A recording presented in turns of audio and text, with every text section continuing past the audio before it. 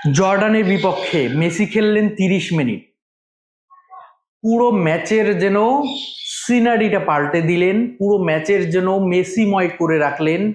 পুরো ম্যাচটাতে magician Messi যেভাবে magical moment তৈরি করলেন, পুরো ম্যাচটাতে আলোচনার কেন্দ্রবিন্দু জায়গাটা নিজের করে নিলেন লিওনেল মেসি।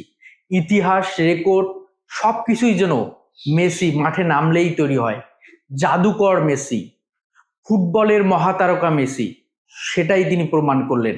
একদিকে যখন আর্জেন্টিনার গ্রুপ পর্বের শেষ ম্যাচ জর্ডানের বিপক্ষে, ক্রিকেটের ভাষায় আমরা বলে থাকি নিয়ম রক্ষার ম্যাচ, তেমনি আলজেরিয়া অস্ট্রিয়ার বিপক্ষে টানা 2 ম্যাচ জয়লাভ করে নকআউটে কোয়ালিফাই করার পরে এই ম্যাচটা যখন জয়ের ধারাবাহিকতাটা বজায় রাখার একটা ম্যাচ, এই ম্যাচে যখন নতুনদের ঝালিয়ে নেয়ার ম্যাচ, নতুনদের পরখ করে দেখার ম্যাচ, এমনই একটা বার্তা দিয়েছেন লিওনেল স্কালোনি। তিনি সেটা অ্যাপ্লাই করেছেন এবং সেই অ্যাপ্লাই করার পর জর্ডানের বিপক্ষে ম্যাচটাতে কতটুকু সফলতা পেয়েছে আর্জেন্টিনা, কমেন্টস করে জানাবেন। আপনাদের এই গুরুত্বপূর্ণ কমেন্টস কিন্তু আমাদের চ্যানেলের অনেক বেশি দূর এগিয়ে নিয়ে যেতে সাহায্য করবে। আপনাদের একটি সাবস্ক্রিপশনে কিন্তু আমাদের অনেক বেশি অনুপ্রেরণা যোগাবে।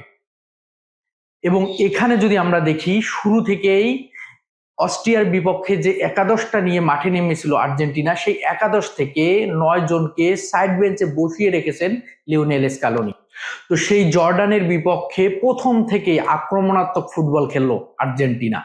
মেসিবিহীন আর্জেন্টিনা, যেই মেসিবিহীন আর্জেন্টিনা নিয়ে আর্জেন্টিনার যে দুর্বলতা, আর্জেন্টিনার ফিনিশিং এর যে অনেক বড় একটা ল্যাকিংস, সেটা নিয়ে যখন আলোচনা হচ্ছিল, যে মেসি প্রথম ম্যাচে হ্যাট্রিক, দ্বিতীয় ম্যাচে 2টি গোল, এবং যে মেসি আর্জেন্টিনার একমাত্র গোল স্কোরার, সেই মেসিবিহীন আর্জেন্টিনা কি পারবে ম্যাচ জয়লাভ করতে? সেটাতেই প্রথম গোলটি দিল জিওভানি লে সেলসো, এবং সেখানে 19তম মিনিটে দারুণ একটা ফ্রি কিক থেকে প্রথম গোল। যদিও জিওভানি সেলসো 5 মিনিটে একটা গোল দিয়েছিলেন, অফসাইডের কারণে সেই গোলটি বাতিল হয়ে যায়। তারপরে যদি আমরা দেখি, লাউতারো মার্টিনেজের একটি গোল পেনাল্টি থেকে 31 মিনিটে। প্রথমার্ধ পুরো আধিপত্য বিস্তার করে আর্জেন্টিনা 2-0 ব্যবধানে প্রথমার্ধ শেষ করলো। দ্বিতীয়ার্ধের শুরুতেই দারুণ একটা ধাক্কা দিয়েছে জর্ডান। 55 মিনিটে তারা মুসা আর তামামিরের প্রথম একটি গোল, জর্ডানের কামব্যাক করার গল্প হয়তো বা তৈরি করতে চেয়েছিল, কিন্তু 60তম মিনিটে আর্জেন্টিনার মহাতারকা, শুধু না বিশ্ব ফুটবলের মহাতারকা, জাদুকর, ফুটবলের জাদুকর লিওনেল মেসিকে লিওনেল স্কালোনি নামিয়ে দিলেন। 30 মিনিটে লিওনেল মেসি যেভাবে পুরো মাঠ জুড়ে খেললেন, যেভাবে ম্যাজিক্যাল মোমেন্টাম গুলা তৈরি করলেন, যেভাবে শৈল্পিক কারুকার্যের মাধ্যমে যে ফুটবলের নান্দনিকতাটাকে তিনি মাঠে ফুটিয়ে তুললেন, সেই মেসি যেন আলোচনার কেন্দ্রবিন্দুতে চলে আসলেন।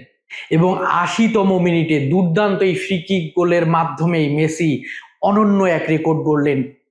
টানা 60টি ম্যাচে গোল করা রেকর্ড, যে রেকর্ডটি এর আগে ছিল 1958 সালে ফ্রান্সের জাস্ট ফন্টেইনের এবং 1970 সালে ব্রাজিলের জিয়াজিনহোর।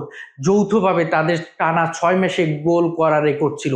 সেই রেকর্ডটা ভেঙে নতুন রেকর্ডে নিজের জায়গাটা, নিজের নামটা যেন বসিয়ে দিলেন লিওনেল মেসি, টানা 60টি ম্যাচে গোল করা রেকর্ড। তো দুর্দান্ত মেসি, জাদুকরী মেসি যে পারফরমেন্স করে যাচ্ছেন 2026 বিশ্বকাপে, এই জাদুকরী মেসিকে আটকাবে কে? জাদুকরী মেসি তার জাদুতে যেন একের পর এক আর্জেন্টিনার ইতিহাসের পাতায় নতুনত্ব তৈরি করতেছে, আর্জেন্টিনাকে নতুনত্ব জায়গায় নিয়ে যাচ্ছে।